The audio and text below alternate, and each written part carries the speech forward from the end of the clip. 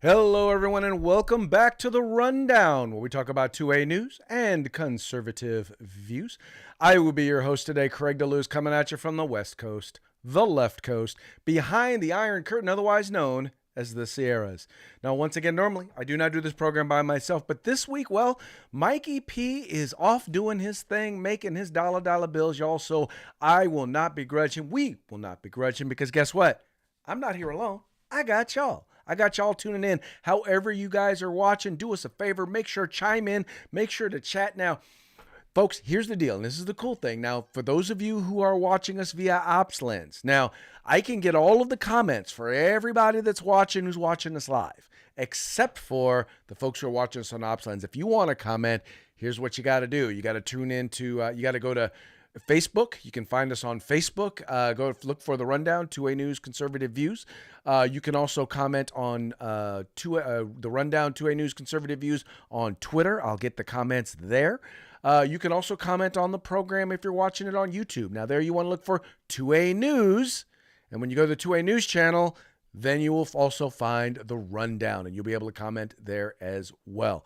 However you decide to partake, please make sure that you partake. And while you're at it, make sure that you share it with your friends. Let them know that this is where you're hanging out about this time of day. Once again, 3 p.m. Pacific, 6 p.m. Eastern. Once again, talking about 2A News and conservative views. Now, while Mike is off making his dollar bills, we have to make sure that we make our dollar bills here. And how do we do that? We do that with our sponsors. Now, who would those folks be? That's right. Well, we'll start with Hitman Industries. You can find them at hitmanindustries.net. If you own an AR that you've purchased in the last 5 years or so, chances are you already have one of their barrels. So why stop there? Why not do a rebuild, right? Why not go build a whole new firearm? Or how about this? How about rebarreling the rifles that you already have? Well, trust me, whatever you need, you will find it there at Hitman Industries, where they have rifle and pistol length barrels. So check them out today. Then there's the California Republican Assembly, otherwise known as the conscience of the Republican Party. At least that's what Ronald Reagan had to say about them. They are working to elect conservatives in the state of California, from dog catcher all the way up to, up to President of the United States. So do yourselves a favor, do them a favor, check them out at cragop.org. Once again, that's cragop.org. Become a part of California's future today. Then you've got Hog Holsters, helping America wear guns. You can find them at hogholsters.com. Some of the best inside the waistbands, outside the waistband, tactical concealed carry holsters you will find anywhere. All you got to do is go to hogholsters.com. Make sure you use the discount code The Rundown, all caps, no spaces. Get your Hog Holster today and get it at a discount. And then if you're looking for tactical gear, outdoor gear, cold gear, hot weather gear, cold weather gear, whatever you're looking for, trust me, they have it at uscombatgear.com. Folks, they are veteran owned and operated. They operate in integrity. They have fast shipping and great prices. Check them out, uscombatgear.com. All right, now let's go ahead and let's jump into today's stories. You may or may not have heard yet, but guess what? The QAnon Shaman has been set free. Okay. Well, let's take a step back. So you guys know the QAnon Shaman. This is the guy who was basically escorted around the state capitol building by Capitol Police, right? This is the guy who during the January 6th, what do you want to call it? They call it an insurrection. It was not an insurrection. There were riots and there were protests and there were people who engaged in violence and people who engaged in destruction of property. I don't doubt any of that. I don't claim that any of that didn't happen. What I do question is, was everybody as violent as they say they were? Well, in this particular case, this individual, as we saw from the release of the Tucker Carlson videos, for a guy who was considered to be violent and a threat to national security, it was interesting that there were Capitol Police at one point up to 9 of them right next to him, who could have easily taken him into custody, decided not to take him into custody, in fact, decided to escort him around, and in fact, opened the doors to the Senate floor. He did not storm the Senate chambers. They opened the door to the Senate chambers in order to escort him onto the Senate floor, where he would then in turn pray for those who were protesting and pray for the Capitol Police. Well, guess what? He's been released. All right. Now, he's been released after serving 27 months of a 3.5-year sentence. Now, mind you, a lot of that was basically time served. So he had already been in jail, mind you, for 2 years. For 2 years, over 2 years, they had him in jail it was 2 years before he ever decided to plead guilty. Now, the other thing to note about this was that not only was he in there for 2 years before he decided to plead guilty, he pled guilty before any of the tapes that were released by by Speaker McCarthy to Tucker Carlson. He pled guilty before any of those were made available to him or to his attorney. So they had access to none of those videos.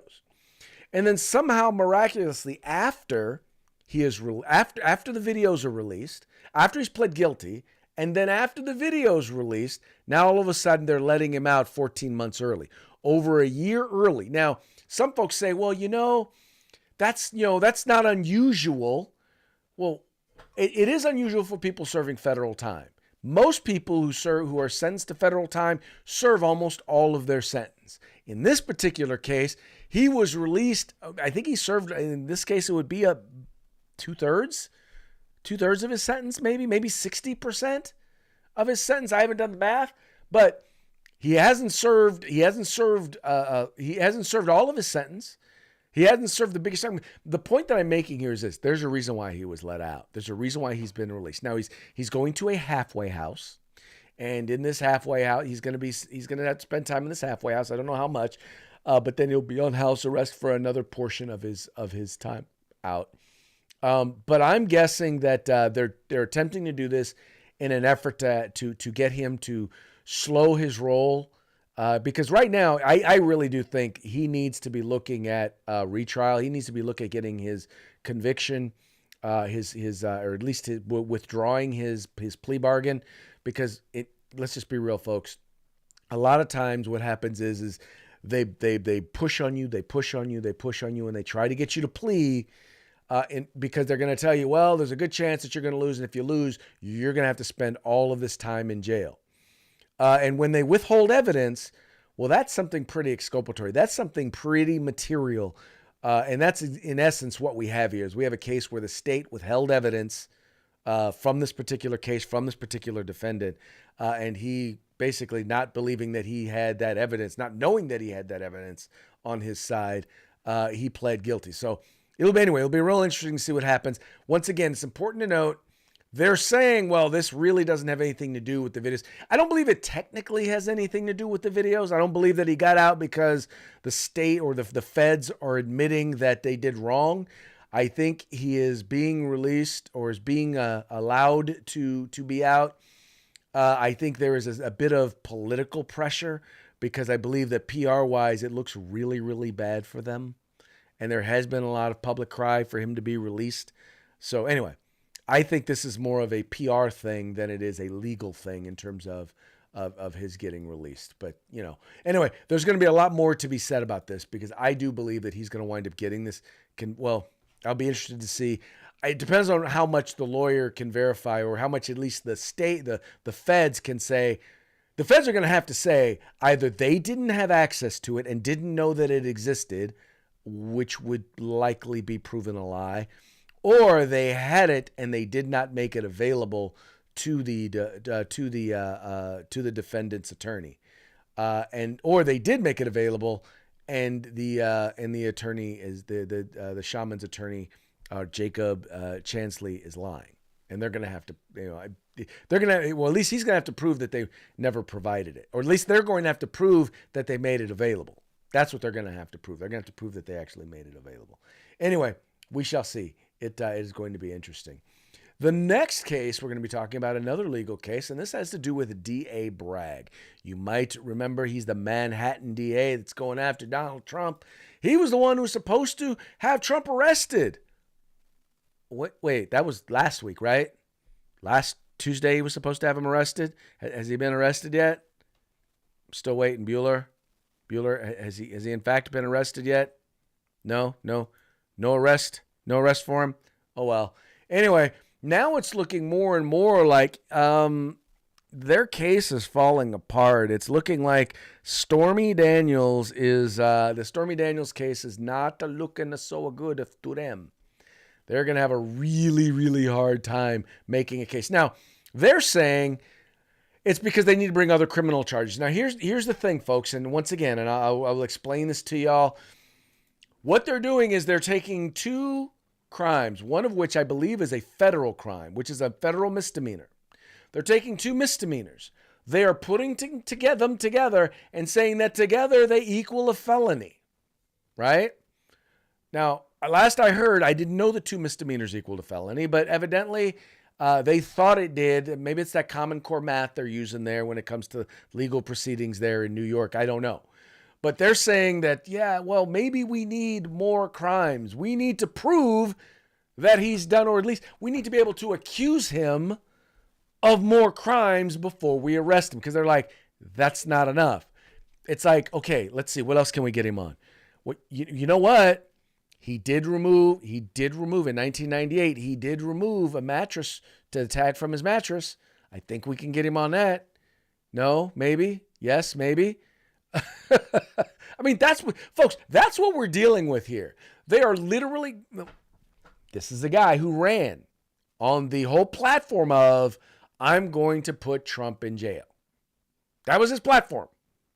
And in essence, what he's trying to do, instead of locking up criminals, instead of keeping people from being raped, instead of keeping people from being murdered, instead of trying to keep people from strong arm robberies, instead, he is going after the former president. Because you know what? Hey, at least he's trying to keep a campaign promise. You know, at least he can say that, I guess. I don't know. Excuse me. But the thing is that his case is falling apart. And the thing was, there never was really a case. And that's what it really comes down to. There never was really a case. He didn't have one. It didn't exist. He was just making it up. And really, what I think they wanted was the perp walk. But even with that, even though they were close, and even though they would have gotten the perp walk, it goes once again, goes back to that whole thing of, wanting to create a, what is the word I'm looking for? It's all about them wanting to create this scenario, right? Where they make Donald Trump look really, really bad. That's quite honestly what it comes down to. Their whole goal was to make Donald Trump look bad. And in essence, what they're doing is they wound up making themselves look bad. In fact, it was more like, what's the I'm looking for? It was more like throwing cans of spinach at Popeye, as Mike likes to say. That's all I can stand. I can't stand no more. That's right. And Donald Trump says, I've had all I can stand. I can't stand no more. And he beat him to the punch. He said, yeah, they're going to arrest me. Well, guess what? No arrest, no indictment. And by the way, they may have just told him that they were going to indict him, or it was likely he was going to be indicted. They may not have even said that they were going to arrest him. But Donald Trump, once again, and I'll tell you, this is one of the things he does. He puts dubs on it. He probably put some dubs on it. He probably said, okay, well, if they're going to indict me, then that means they're going to arrest me. So why say indict? Indict just doesn't sound quite as bad. Let's say they're going to arrest me. Well, that's how he took what they were going to do. He took their own words, he took their own efforts, and he turned it against them. Folks, you don't know, you cannot play the rhetorical game better than Donald Trump, so you should probably just stop. The more you put him in the media, the more you go after him. Folks, let me tell you something. Let me just give you a little hint. If you don't want Donald Trump to be president, stop going after him. Because as you do, his poll numbers keep going up. I mean, his poll numbers in the last month or so have doubled against DeSantis. And DeSantis, I'll be honest with you, I'm more preferable to Ron DeSantis. I'd like to see Ron DeSantis as the nominee.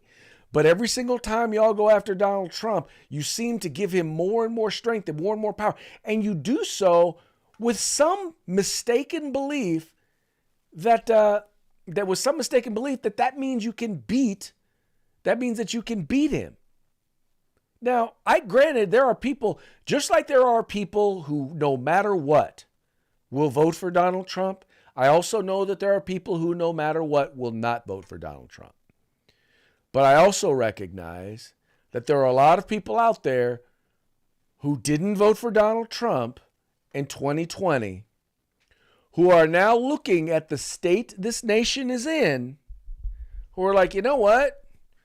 Maybe the orange man with mean tweets wasn't so bad. It's got to be better than the octogenarian who can barely remember where he is from day to day.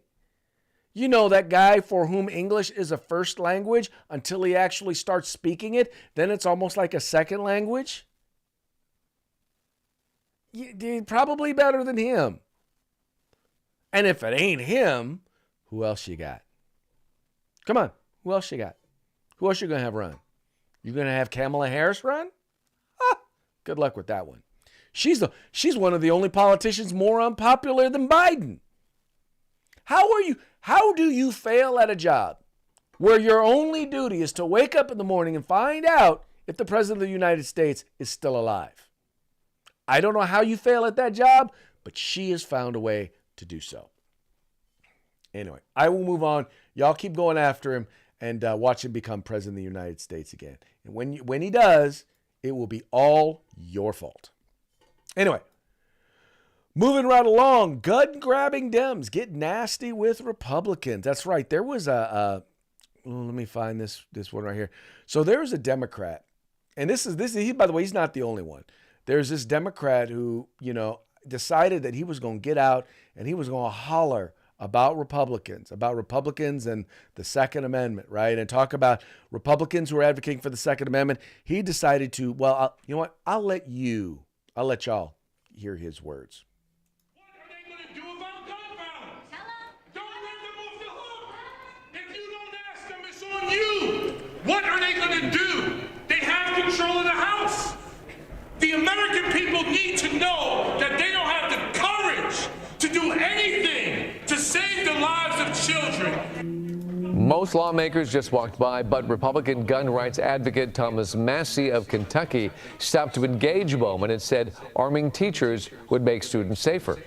In every school, I was a teacher, I was a school counselor, I was a middle school principal, I was in cafeterias protecting kids every day of my career. There's never been a shooting. Never been a shooting. It's time. Look, we've got guns here to protect us, and he doesn't believe the kids should have somebody to protect them.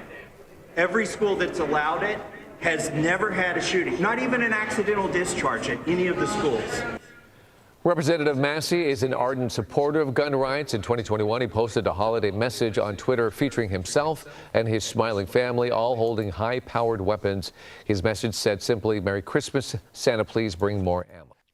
All right, so first of all, that little part at the end, I don't know what that was all about. So, in other words, because he's a Second Amendment supporter, that's a problem because they're all demonstrating that they believe in the exercising of a constitutionally enumerated right, a fundamental human right. The reporter has a problem with it. Well, of course he does, because he doesn't want you to be able to exercise your right. And Representative Massie made a great point. He made a great point. Look, I've said this. This is, I think, the third time or the third day I've said this. If someone at the school had been allowed to have a firearm, someone who had a concealed carry permit, you can go online, you can watch the video. I've shown you the video. As soon as the perpetrator shot out that first glass door, because the doors were locked, as soon as they shut out the windows for that first glass door and were coming through, that individual could have been taken out right there at the doorway. Because here's what we know. When a gun did show up, and it wasn't just a gun, it was a good guy with a gun that showed up. It was a cop. Within 3.5 minutes, the perpetrator was dead. Now imagine if that good guy with a gun had already been there, had already been on campus. I'm not saying you got to carry a gun if you don't want to carry a gun. That's fine. But there are plenty of people who've been trained, who practice, who actually want to protect their kids. Now, I get that guy representative, that Democrat, he's like talking about, well, they don't want to protect kids. Well, how about this? This is the same New York representative that has supported policies that have allowed criminals out on the streets. Right? Most kids, when I say kids, I'm sorry, I shouldn't call them kids. Most young people, because they're usually teenagers, who are killed with firearms are involved in gangs or drugs. Right? It's usually gang activity or drug activity. And guess what guess who are the people that he wants to release from prison, that he wants to allow to walk our streets because he believes they're actually victims? That's right. So if he wants to protect kids, how about you lock up people who need to be locked up? Because the overwhelming majority of young people, I mean, the number of young people who are dying at the hands of shooters that's on school campuses in these quote unquote mass shootings is very, very small, is small compared to the number who are shot in drug deals, who are shot in gang wars. Right? It's not the gun that's the problem. It's the people that's the problem. But you don't want to lock up the people. Because see, you say, well, I want to protect criminals of color. Yeah, you want to protect criminals of color by actually making more victims of color. That's what your goal is, right? Yeah. We know that. We know who you are. We've seen your ilk. We've seen your life. And the funny part is, you notice, what does he do? As soon as someone starts making a good point, he starts to shout them down. He starts to cut them off because there can be no debate. There can be no debate because if we actually start debating with facts and logic, they lose. The gun grabbers lose. And there's no doubt about that. All right, you've heard us talk before about the travel ban that exists in California. In the state of California, there are a number of different travel bans that take place where state dollars are not allowed to be spent for travel to certain states that are not considered to be LGBTQIA plus friendly. Wow, I cannot believe I actually got that right. I honestly, normally you lose me at IQA. Normally you lose me about there, but I actually got it right that time. But no, yeah, so anyway, so if you're not friendly, you don't have friendly policies. And a great example is whether it's Texas, Florida, Utah, Missouri, Alabama, Georgia, you're getting the hint. Right? Primarily red states. Then state dollars can't be spent there. Well, what is happening is what they're finding out. Well, what they're doing now is they've decided that, in California, Toni Atkins, who's actually the leader of the Senate Pro Tem, she's the Senate Pro Tem. She has now decided that she's introducing a bill that will remove all of those bans, right? Now, mind you, she is LGBTQ. I won't venture to say, because I don't want to misgender her. So I'll let you, but she is part of that community, right? And she has decided that she's going to remove it. And here's the reason why, because she's finding it's not hurting the states. It's not hurting the states that they're not paying for people to go to. It's just hurting the people who want to go to those states. Because here's the thing, folks. People are going to those states anyway. They're just not coming back to California. That's what's going on. People are like, okay, well, I can't use state dollars to go to those states, those free states. So tell you what, why don't I just use my money, go to those states or one of those states. In fact, I'll pack up all my stuff and I'll take it all with me. And that's what they're doing. And anyway, she's finding that it's not doing any good. It's not providing the sort of, it's not preventing states from passing or supporting those policies. That once again, most of the policies in which we're talking about here, and we're largely talking about some of the trans policies. And when we talk about the trans policies, we're not talking about saying, okay, we're going to make, being transsexual illegal. What we're saying is that you cannot do this to minors. You cannot take a child as young as 12 years old, right, against the will of their parents and allow them to take medication or have surgeries that will permanently alter their bodies, that will have lifelong consequences, right? You cannot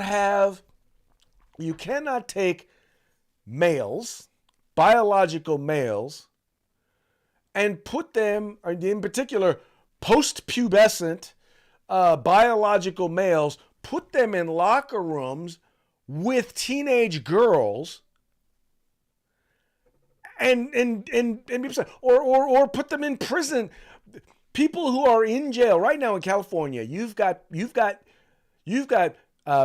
people who identified as males when they committed rape and or murder are get arrested, go to jail, and are now identified as women and are put in prisons with women, in jail cells with women. That's what's happening in California. And what you have in other states is they're saying, yeah, no, we're not going to put women at risk. We're not going to put children at risk, right? If you're a grown adult and this is how you see yourself and you want to make those changes to yourself and to your body, go right ahead. But you don't get to do it to minors. You don't get to do it to someone who, like, for example, in the state of California, cannot go to a tanning salon with their parents' permission.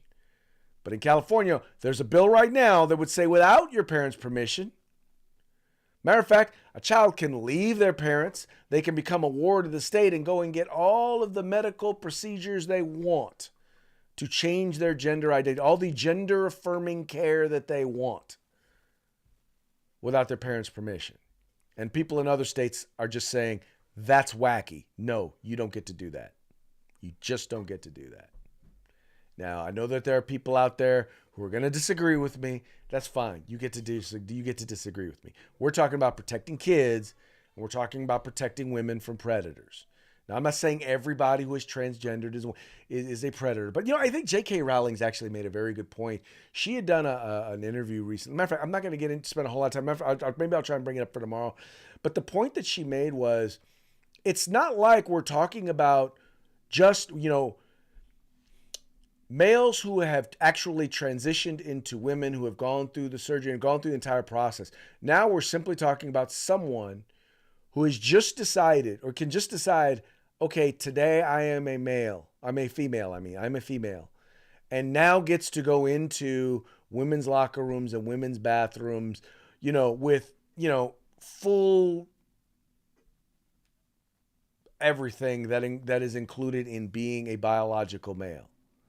Now, I'm not saying that everybody who does this is a predator, but you have to admit that there are predators who will take advantage of this. Let me be clear. There are predators who have taken advantage of it. And you have no other place to look other than the state of California, where such instances are abound, where there are clearly instances where this has happened. Anyway, that's going to be it for that story. And we're going to move on to our parting shots, which are brought to you by Hog Holsters. You can find them at hogholsters.com. Make sure when you go there to get your holster, use discount code The Rundown. All caps, no spaces. Get your Hog holster today. All right, let's see here. Oh, here's the first one. Now, this kind of goes to the point that Representative Massey was making. This first meme right here, it says, guns. We defend our president with guns. We defend our celebrities with guns. We defend our banks with guns. We defend our courts with guns. We defend our jewelry stores with guns. We defend our sporting events with guns. We defend our music festivals with guns. We defend our children with a sign that reads, "This is a gun-free zone." And then we call someone with a gun to come and help in an emergency. Now, folks, is that or is that not exactly what just happened? Is that or is that not exactly what just happened right there in Nashville, Tennessee? Right? No one on the campus was allowed to carry a gun. I'm sure somewhere either next to that door or on that glass door that the perpetrator shot out was a sign that was saying, this is a gun-free zone. And for some reason, the magic talisman didn't stop it. Didn't stop him at all. And then they called a good guy with a gun. 11 minutes after they called, they arrived. 3.5 minutes after that, the perpetrator was dead. All I can say is this. Imagine if we could have eliminated those 11 minutes. How many lives would have been saved? I will just leave that one right there. Because you know what? We can't talk about the mental health of this individual, even though we knew that they were under the care of a mental health practitioner. Even though, by the way, we knew that individual, that the parents knew that individual probably shouldn't have guns. I have to admit, before pulling up this meme, I did not check to see if they had the ability to institute a red flag order there in Tennessee. I had not checked. But if they did, well, they had that. But then again, let's be honest, red flag laws have nothing to do with mental health because there's no requirement that you get any mental health services. There's nothing in them that provides any mental health services. But even with all that, why can we not, you're not allowed to talk about mental health at all because we're going to blame the guns, right? It's all about the guns. And that leads me to my next one. Oh, this is in such good spirits. For those of you who are not, who are just listening to the program, here we have a rainbow. And the rainbow, the end of the rainbow, you know what's supposed to be at the end of the rainbow, right? It's supposed to be a treasure. A pot of gold with a leprechaun. Well, in this case, the rainbow ends at a gun shop. And it says, well played, Mother Nature. Well played. And then finally, we're going to go around full circle and we're going to talk about what occurred. And those of you, well... this is Joe Biden, and it says 6 people killed in Nashville. I think I'll make a joke about eating ice cream, and that's him eating an ice cream cone because the first public comment that he made following the event, following what occurred, was a joke about chocolate chip ice cream. I tried at first to make him some excuses for him. I was like, well, maybe he was talking to a group of kids. I'm like, I'm trying to think, but in what world do you think that is inappropriate to make your if you were going to talk at all about what occurred in Nashville, you shouldn't have made the ice cream joke. And if you're going to make the ice cream joke, you should have waited till later, till another point in time where you could comment about what occurred in Nashville. Bad idea, but then again, we know Joe Biden is not necessarily full of good ideas. Anyway, on that note, folks, we're coming to about the end of our program. But before we do, let's give another shout out to our sponsors. You got Hitman Industries. You find them at hitmanindustries.net. Get your rifle and pistol length barrels today. You got the California Republican Assembly. Become a part of California's future today. Find them at cragop.org. Then you've got Hog Holsters. You'll find them at hogholsters.com. Use discount code The Rundown, all caps, no spaces. Get your Hog Holster today. And finally, you've got quality outdoor gear, combat gear, tactical gear, all the gear that you're going to want at uscombatgear.com. Veteran owned and operated. And with that, we're going to call it a day, but we will be back tomorrow on Freedback Friday. We're going to talk with you, have a good time, and hopefully we'll have Mike back in the saddle. But if not, the good times will roll. We'll talk to you later.